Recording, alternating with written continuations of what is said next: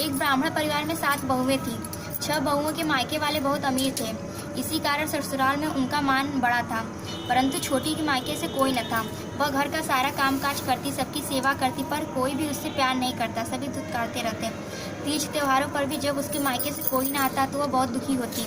हर वर्ष की तरह इस वर्ष भी करवा चौथ का व्रत आया। अन्य बहुओं के मायके से उनके छोटे भाई करवा लेकर आए, पर छोटी के मायके से यदि कोई होता तो करवा भी लाता। सास भी छोटी को ही खरी खोटी सुना रही थी। वह दुखी हो घर से निकल पड़ी और जंगल में जाकर रोने लगी।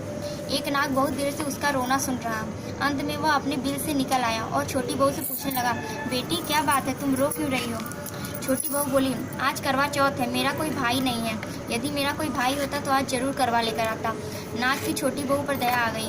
नाग ने कहा, बेटी तुम घर जाओ, मैं अभी करवा लेकर आता हूँ। थोड़ी देर बाद नाग ससुराल पहुंचा। ससुराल वाले इतना सामान देखकर चकित हो गए। सास भी प्रसन्न हो गई। सास ने प्रसन्न मन से छोटी बहू को नाग देवता के साथ भेज दिया।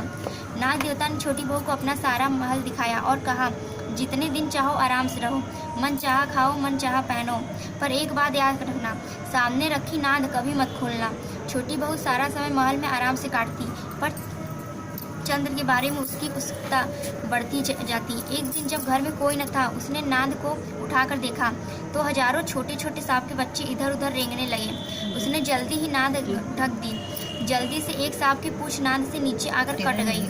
शाम को नाग के आने पर छोटी ने अपनी गलती स्वीकार कर ली। नाग ने भी उसे क्षमा कर दिया। जब छोटी ने ससुराल जाने की इच्छा की तो उसे धन रत्न आदि देकर विदा किया।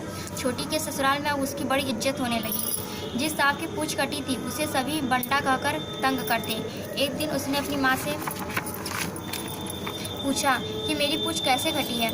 माँ ने कहा कि छोटी बहू के नाद उठाने और जल्दी से रखने में ही तुम्हारी पूंछ कटी है। तो वह बोला कि मैं छोटी से बदला लूँगा। माँ के बहुत समझाने पर भी वह एक दिन चुपचाप छोटी के घर जा छुपा और मौका पाकर उसे काटने की सोचने लगा। वहाँ छोटी बहू और उसकी सास में किसी बात पर बहस हो रही थी, तो छोटी कसम खा कर कह रही थी कि मैंने ऐसा नहीं किया है। वह कह रही थी कि मुझे बंड भैया से प्यारा कोई नहीं है, उन्हीं की कसम खाकर कहती हूँ कि मैंने ऐसा नहीं किया है। बंडा ने जब सुना तो सोचने लगा, जो मुझसे इतना प्यार करती है मैं उसे ही काटने आया था। वह चुपचाप घर चला गया। माँ ने पूछा, ले आए बहन से बदला? वह कहने लगा, माँ बहन से कैसा बदला? तभी से बंडा भाई व छोटी बहन हुए। भाई प्रतिवर्ष चौथ के दिन करवा लेकर जाता, वो बहन बड़े प्यार से करवा चौथ का व्रत रखती।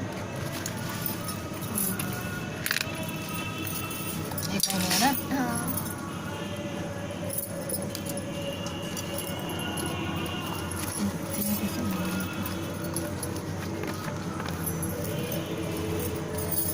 प्राचीन काल में करवा नाम की एक पतिव्रत स्त्री अपने पति के साथ नदी किनारे एक गांव में रहती थी।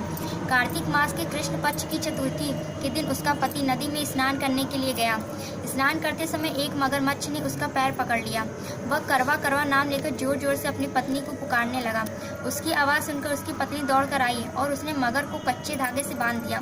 मगर को बांधकर वह यमराज के यहाँ पहुँची और यमराज से बोली, भगवान, मगरमच्छ ने मेरे पति का पैर पकड़ लिया है, अतः पैर पकड़ने के अपराध में आप अपने बल से उस मगरमच्छ को नरक में ले जाओ। यमराज ने कहा, अभी मगरमच्छ की आयु शेष है, अतः मैं उसे नहीं मार सकता। इस पर करवा ने कहा, यदि आप ऐसा नहीं करोगे तो मैं आपको श्राप देकर नष्ट कर दूंगी। यह सुनकर यमराज डर गए और उस पतिव्रता स्त्री करवा के साथ जाकर मगरमच्छ को उन्होंने यमपुरी भेज दिया और करवा के पति को दीर्घायु प्राप्त की। उसी दिन से यह करवा चौथ मनाई जाती है और सुहागिन स्त्रियों के द्वारा व्रत रखा जाता है। हे करवा माता, जैसे तुमने अपने पति की रक्षा की वैसे सबके पतियों की रक्षा करना।